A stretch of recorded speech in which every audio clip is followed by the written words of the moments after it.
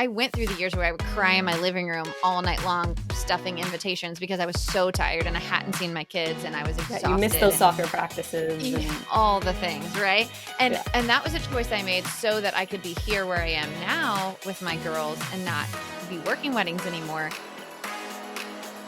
Hey there, CEOs. My name is Brandee and my mission is to help you, the wedding industry entrepreneur, to build a profitable wedding business that you actually love. On today's show, I am being interviewed by Dallas Roy of Details by Dallas marketing firm. This is such a fun conversation. Dallas has a group of mostly seasoned wedding planners that submitted questions to her, and she has a whole series on wedding pros and how they can teach her audience different things about building their business, building a profitable business, building a sustainable business, right? All of the healthy things that we need for a great wedding industry business. And so she asked if she could actually interview me, and we decided to air it on the podcast as well because this was such a fun episode. And I think that there were some really tangible tips that our listeners will really take away from this episode. So I hope that you love it. This is a totally different kind of episode than we normally air, but I think it was a lot of fun. So let's get right into it. Hey there, CEOs. Today we are going to have a really fun episode where we are actually going to flip the script. And Dallas, my guest today, is going to be interviewing me about coaching in the wedding industry and questions that her audience has and that we thought would be really great for our listeners as well. So this is going to be a totally different kind of episode than we normally do on the podcast. Dallas, thank you so much for being here. Thanks so much for having me. Yeah, we're going to have a good time today. So before I turn the mic over to you, Dallas, as the interviewer, can you tell us about your company, what you do, and how you serve the wedding industry? Yeah, absolutely. I run a digital marketing boutique kind of agency style. We really focus on helping wedding and event pros with their marketing strategy, their Pinterest management, their social media marketing, really any kind of content copywriting we do, mainly blogs. But our goal is to help wedding pros save time so that they're being able to provide a luxury experience to their clients and then get back to what's important to them, whether it's being a mom or taking on more clients. And that's really our goal there. So I've been in the wedding and event industry for about 9 years now. I've dipped my foot in the corporate world and the wedding world, and as well as managing digital marketing streams throughout multiple different clients. So I've used those skills to help my clients save that time and provide that kind of flawless service. I love it. And how did you focus on the wedding industry specifically? Well, I actually am a wedding planner myself. So I Okay. am a wedding planner for Alicia Keats Wedding and Events here in Vancouver. And I got my start wedding planning about 9 or 8 years ago. So it's really just my forte. It's what I know. I know the lingo. I know what it's like to work late on a Saturday, have the wedding hangover on a Sunday, and still have to answer those emails on a Monday. So when I say I know what it's like to my couples and my clients, I understand. That is awesome. Okay, very good. This is going to be fun. All right, Dallas. So I'm going to turn it over to you and let you lead this interview. So go for it. Yeah, thanks, Brandee. So as I said, I've got a couple different questions. I reached out to my network and I wanted to really see what planners or photographers or professionals are wondering, but they may be a little too worried to ask. So I have a variety of different questions. Feel free to take them as you wish. One of the first ones that was submitted was, what are your recommendations for planners on how to set clear and healthy boundaries with their clients and couples who are providing an excellent client service? Ideas to help avoid scope creep, people that are texting late at night or trying to negotiate things in your contract, but going above and beyond in that service while not also affected by scope creep. Yeah, this is always such a challenge, especially for planners, right? I think that, we get this all the time because a lot of what we do is just service. Like it's like we are here to serve you. And what you have to remember is that, every time you allow a client who, let's say, books your event management service to scope creep into now things that you include in your partial plan or your full service, you're really taking that time away from the clients who paid you to do that. And that's so unfair to those clients who chose and paid for that higher level package.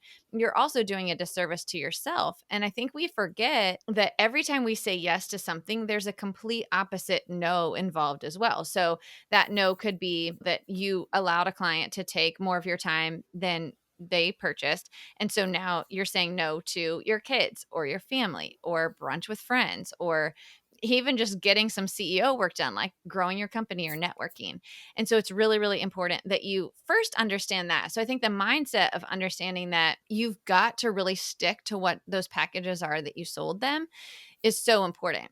I think the second piece of that is actually detailing what's included in your packages and being super, super clear about what you do and what you don't do in each of your services. Because honestly, as someone who purchases online services a lot, like I work with business coaches that I hire for my company, I have an ads management team, like all these different contractors that I work with that I hire out.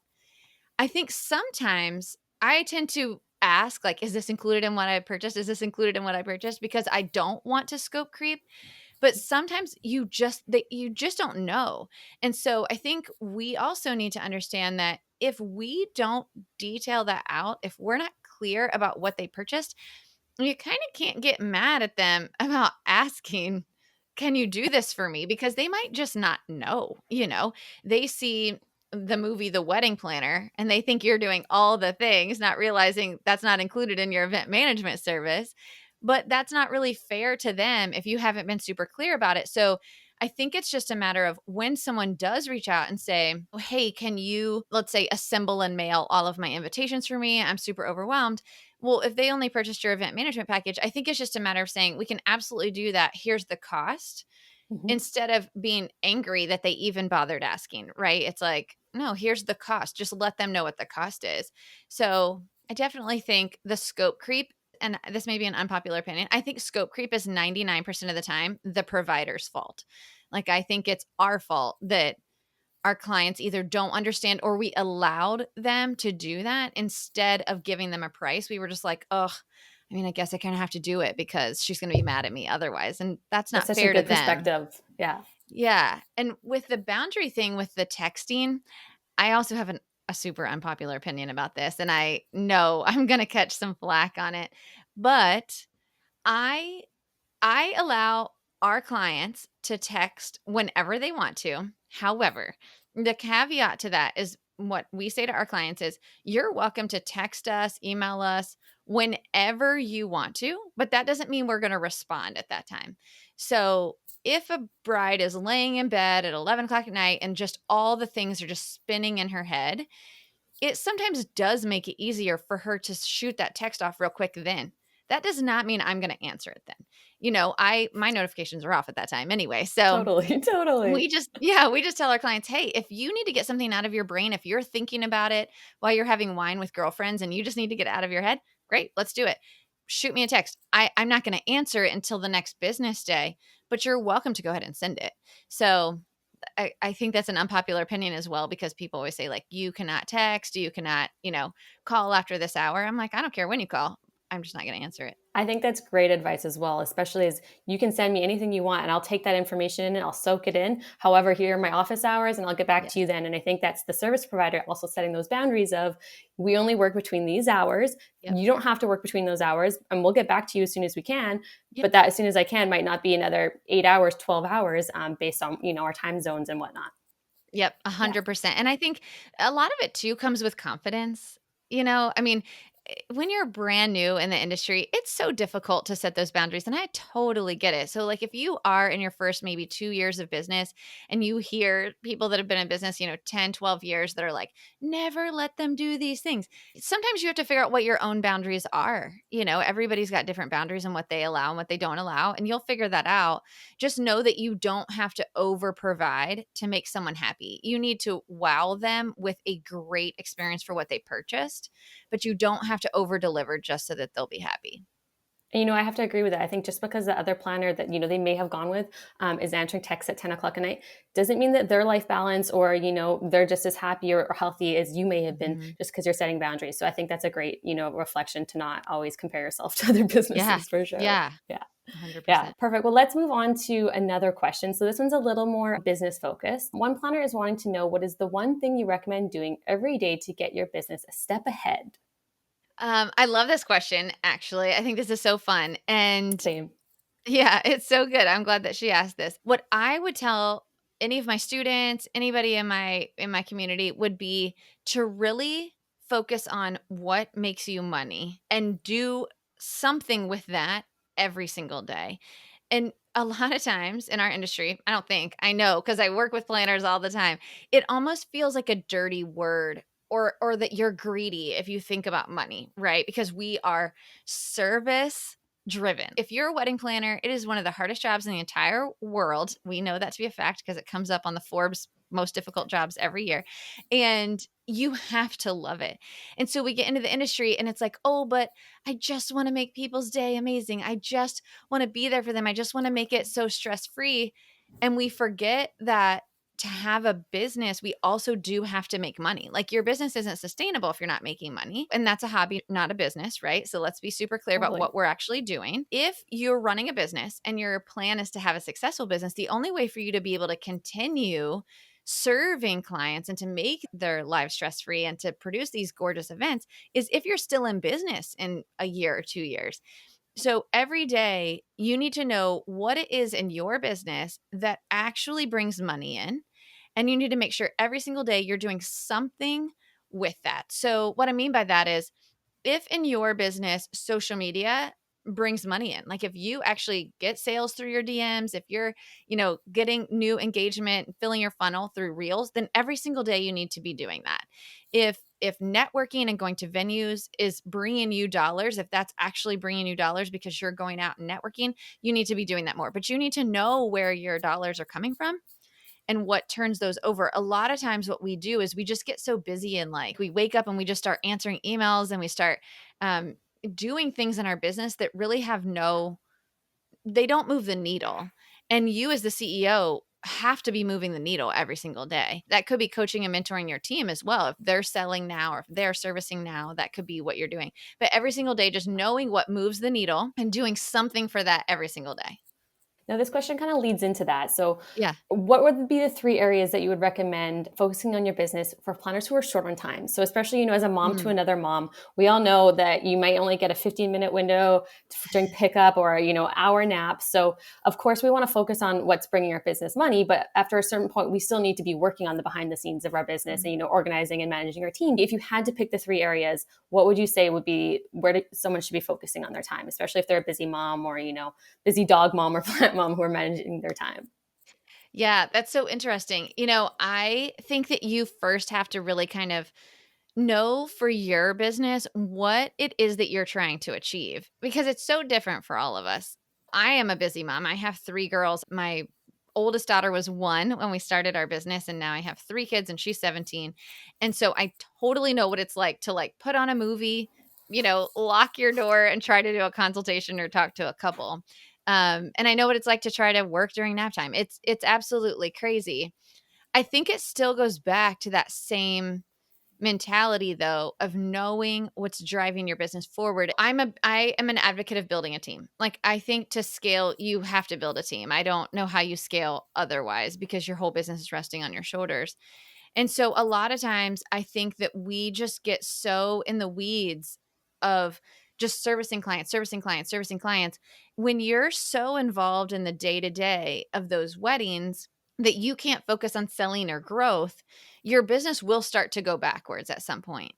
Now, that said, if your vision for your company is I have little kids at home, I want to be a stay at home mom, I would like to plan a handful of events a year because I love it and I would like to make, vacation money or sports money for our family. I have friends that have done that for 15 years and I'm like, "Great. That if that's what your vision is for your company, then that is how you should run your company." Right? You should run it in a way that's like, I am good with making, $15,000 a year, whatever it is. Like, but know that and be okay with it. And then don't have imposter syndrome from coaches like me who is saying, you need to be scaling to $500,000 and you need to have a team and blah, blah, blah. Right. Cause that's a different mentality. Like we Absolutely. always had a nanny in our house. We always had daycare involved.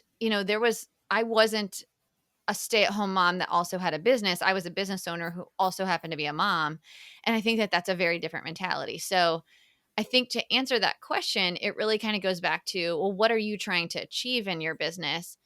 Because I have had moms come into my community before, into my paid community, and they really want just to understand how to make that, between 15 and $30,000 a year. They don't really want to scale beyond that.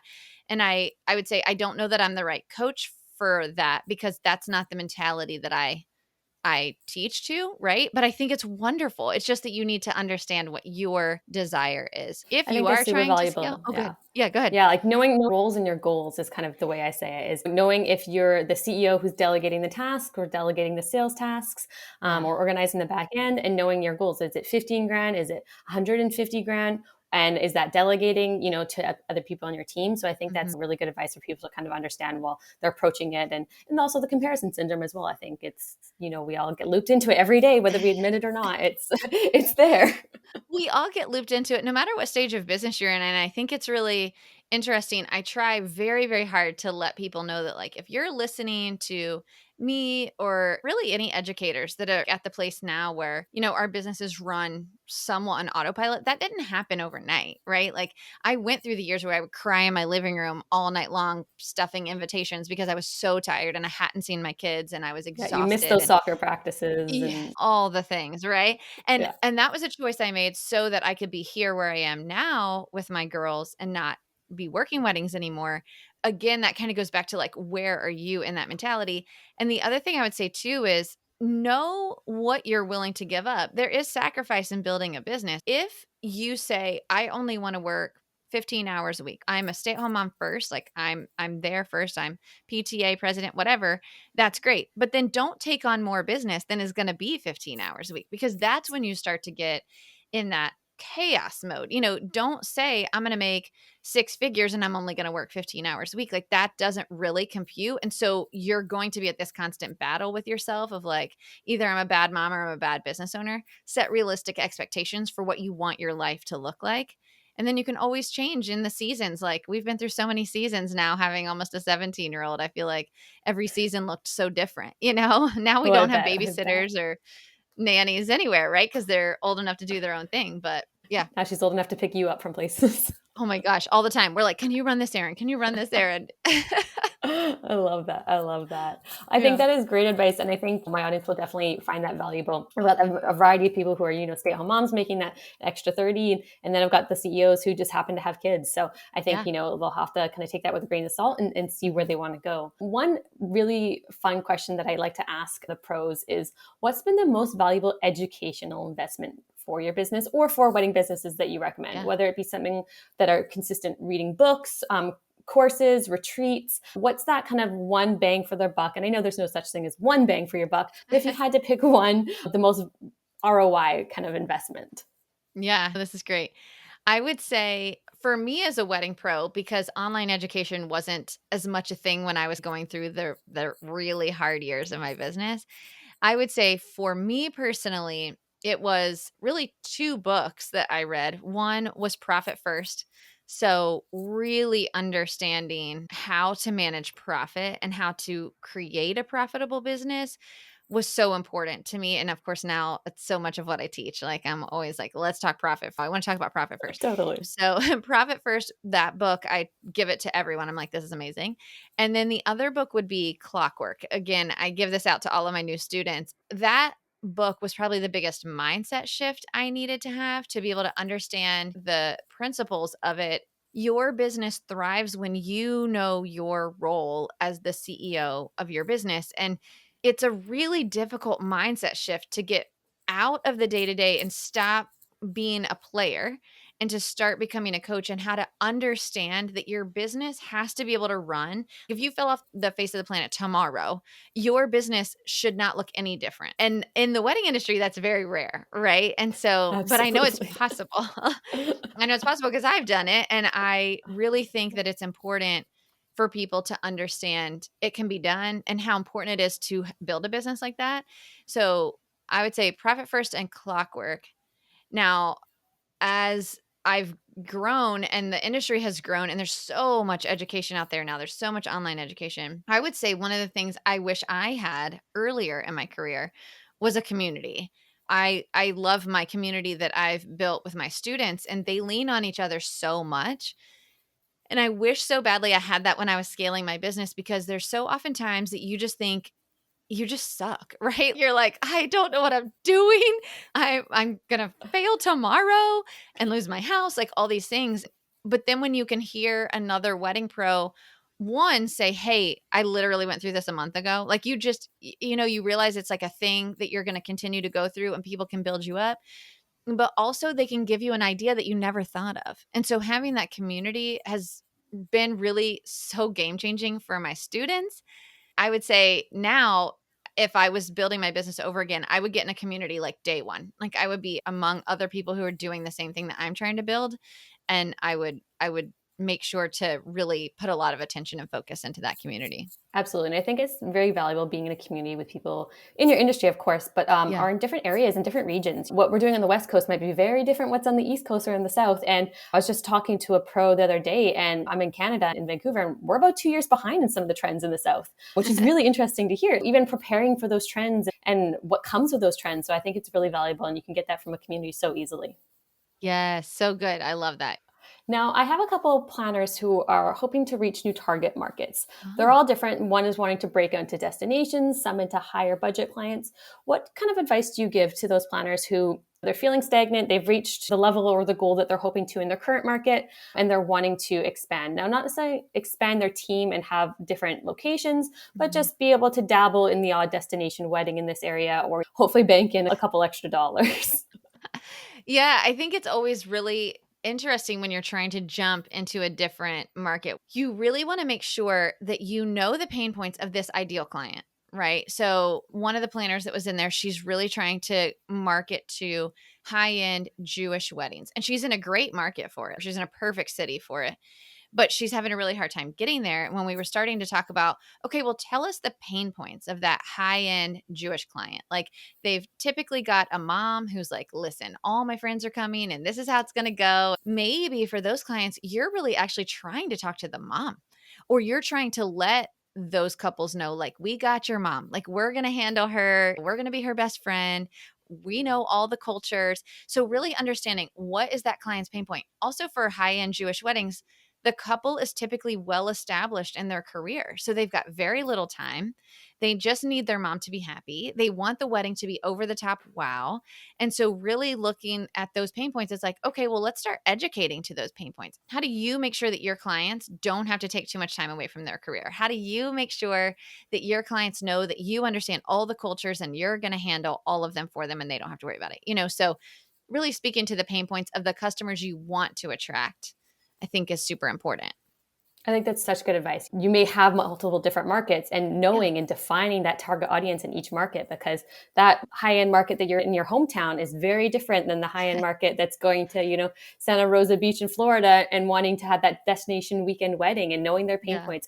I couldn't agree more. And I always advise for social media and the reels. If Yeah. you're filming a reel of a site visit or a venue tour or your dream venues that you want to be working with, even if you haven't been there and you don't have the content, there are ways you can connect Yep. with other photographers. Let's get you that content and get you seen. Geotagging, hashtags, that's really where you're going to get discovered by those dream clients. So true. And I think a lot of times planners especially think that they have to wait until they can get a styled shoot there or they can do a wedding there. And I'm like, you realize you could just like walk into the property. Now, obviously, if it's not a private property, but like a hotel, right? Go have lunch there one day and just start posting on your social media about why you love their ballroom space, how you could see a rehearsal dinner in this space, and start tagging them. And eventually that's going to get noticed, and plus then you have couples that are seeing your content and they're like, oh yes, I totally want to be there. We think we have to wait, but you don't. You can just go start making social media. I couldn't agree more. Even myself personally, I love to just Yeah. walk into venues, and even if I see someone at staff, I'm like, can I just unlock that door and can I just see the ballroom? And I think sometimes Yep. I'm a little crazy, but that's the joy of being a planner, is discovering those new venues and Yeah. seeing how you can customize them to your clients and your couples. So I couldn't agree Yeah. more. 100%. Now, one of my planners is a seasoned planner. They've been in business for about 15, 18 years, and they're looking to update their internal systems. So Mm. I think they're just doing a big audit of their business, and they're wanting to know what advice you have for updating your systems, whether it's doing audits, whether it's outsourcing someone to do that for you, and how to even approach looking at that. I actually read that on your pre-interview and I was like, huh. I do love it though, because I was asked to speak last summer and the organizer of the event said, hey, FYI, we've gotten some feedback before from our attendees that the speakers tend to speak to like somebody who's been in business like 3 to 5 years. And we really have a lot of seasoned pros. So we need you to, and I'm like, you just spoke my love language. Like I Absolutely. love that. But one of the things I think as seasoned planners, and I fall into this bucket a lot of times and I have to catch myself, is that we think we think the way we've always done it is fine, right? It's like, "Oh, but I've done it this way for years and it works fine." But really, there's so much more efficiency you can build into your business. Not only efficiency, but also ways of working with clients, ways of making more sales. Because one of the pitfalls I see a lot with seasoned pros is that we think, well, and I've said this before myself, well, I'm like 90% referral at this point. I don't need to do social media. They can go to my website and fill out the form. And if they don't fill out the form, then I'm not taking them on as a client. I don't even want that kind of client. And here's the thing, like the world has changed so much. And I'll tell you just a quick story and then I'll give you some tips on this. But just the other day, I don't sell for my company anymore. We have a sales manager. She's amazing. But a past client of mine gave her friend my cell phone number and which is fine, and kind of shocked me that she called and asked for a consult. Was like, "Hey, I want to talk to you about wedding." I was like, "Oh, okay." But we were chatting and she said, "Gosh, I'm a mature bride and so many of my friends have been married at this point and they're all giving me their wedding planners. Like they're all like, 'Hey, here's the wedding planner you should use. Here's my wedding planner. She's amazing.'" And she was like, and then I went on their Instagrams and like they're terrible. And she's like, one girl was like making spaghetti with her cat on her Instagram. And she was like, I just don't understand. And I have to tell you, it totally warmed my heart because I preach this all the time that it doesn't matter if you are referred by every venue in town. What happens is those couples get your information from a friend, a photographer, a venue, and they go to your Instagram or they go to your website. I'm not going to fight with the web designers out there who tell me that they go to your website. Maybe they do, but they want to see that you're active. They want to see your work. They want to see what you're doing. They want to get to know you as a person. And if you're not posting consistently, if you don't have your work showcased, if they can't tell what your brand message is from what you're posting on Instagram, I mean, this bride is a high end bride. And she was like, I'm not even calling these people because their Instagram was so terrible. And I'm like, that's so interesting to me and what I preach all the time. So for seasoned pros, I would say really look at how your business does business now and what other ways could people come into your business. So for instance, let's say that you're like, nope, they have to go through the contact form on my website, like have to, because that's how my workflows work. Well, I would ask you, what if somebody DMs you on Instagram? Do you just say, well, then go to my website and fill out the contact form? Because you're losing people there, right? So one of the things I would look at is how can I create a workflow from my Instagram DMs, because that's so important, so that people can still come into my ecosystem, right? But I can answer them right through the DMs and I don't have to tell them to go through my contact form. Like I can just book them on a consult right there.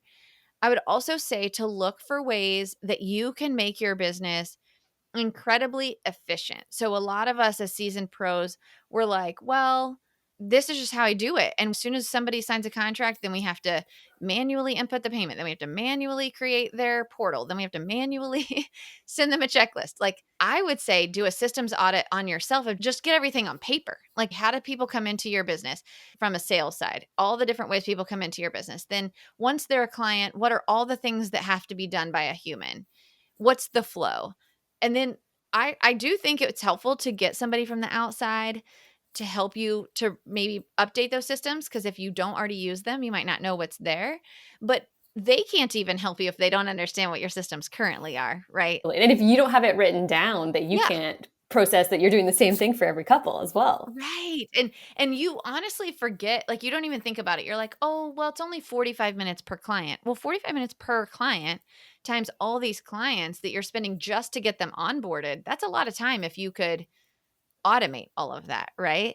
And so I think as a seasoned pro, what I would tell you is get the whole system on paper.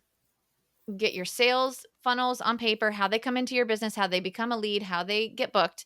Then once they're booked, what does that look like? What are all the things that happen? And then I would I personally would outsource that because I think there's other things you can be doing to make money in your business. You don't need to be fiddling with that, and have that person then automate as much of that as possible and then teach you how to use it. That's awesome. And I think knowing that you can still provide the high-end luxury experience and customized experience to every couple, Yes. but still be automated and still save you time. Work smarter, not harder. Just Yeah. because you want to provide that world-class experience and customize everything doesn't mean that needs to be you up at 10 o'clock at night sending 20 customized emails with a custom Yep. proposal before they're paying or putting deposits Mhm. down. And yeah, I think we need to be all working smarter, not harder. Yeah, and what's interesting too is that automations actually allow you to be more personal, I think, because those automations of just the things you do for every client every time, that can take so much work off your plate. So then you can actually create a few steps in your process that are super personal and that are like a wow to your clients because all this other stuff was taken off of your plate. So I would really consider that you could be more personal if you automated some of it. Absolutely.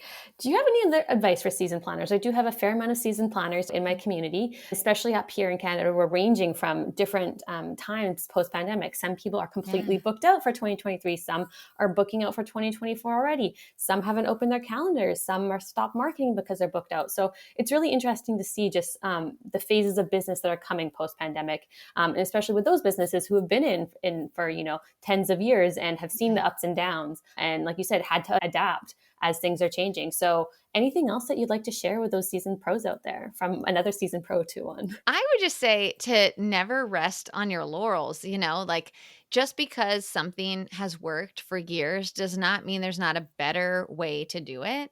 At my summit last year, I opened the summit with reminding those seasoned pros that there's always something to learn. There's always something to learn. So be invested in education, want to understand how the clients work now. Like Gen Z is starting to come into the market as buyers. They're like 25, 26 years old. They're starting to come in and they work very differently than millennials did or than our generation did. And so really understanding how fast paced they are, how fast paced you need to be. Never get to a point in your business where you say, well, I'm so and so, and I've been the market leader forever. I say that with the kindest love. Like sometimes we can get egos when we are established in our business, but always being willing to be a humble learner, come back and say, like, no, I want to be able to do this even better. And so be eager to learn and excited to just continue to refine how you do things. I think that's really great advice as well when people are reevaluating their ideal clients is you may have an ideal client, but every 5 or 10 years it's changing because Yeah. that generation is changing as well. So as much as you want to be servicing the same generation the same way all the time, unfortunately, just that's the industry. People are getting married within a certain 10-year gap, and you're going to have to move on to the next generation at some point. So we are going to have to adapt and respond to their TikToks if that's how, Yeah. how leads are coming in. We may not want to, but that's just a matter of love and marriage. I mean, it so is. And there's a quote that says, every year we get older, but our clients stay the same age. And it's Oh, so I love true that. because, it's like I used to be the same age as my clients, right? When I started my business, I was 26. So I was all like, yeah, I knew exactly what they wanted. I was my ideal client. But now I'm not, right? I'm a mom. My oldest is 17. Like, I'm by no means my ideal client anymore. And I don't understand the way that they are online all the time, but I've got to adapt to that. And you just have to grow. Otherwise you will be phased out. And I don't think any of us want that, right? Like I don't want my story to end with like, she never adapted. So she kind of just faded into the darkness. No, not my story. That is so true. I love Yeah. that. Thank you so much for sharing that. I thought this was so great, Dallas. I think this was such a fun episode and I'm so glad that you reached out. And now we can serve both of our audiences with these questions. And sometimes I think it's just fun to flip the mic, right? Well, Dallas, this was great. I know my listeners are going to have a lot of fun listening to this as well. So thank you so much. And you guys, I will see you next time. Thanks, Brandee.